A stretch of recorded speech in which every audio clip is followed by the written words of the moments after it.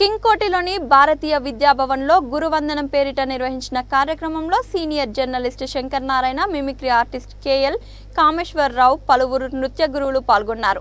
అజ్ఞానం అనే చీకట్లను పారద్రోలి జ్ఞానం అనే వెలుగు వైపుకు నడిపించేవాడే నిజమైన గురువు అని శ్రీమతి వేదుల సీతారామలక్ష్మి తెలిపారు.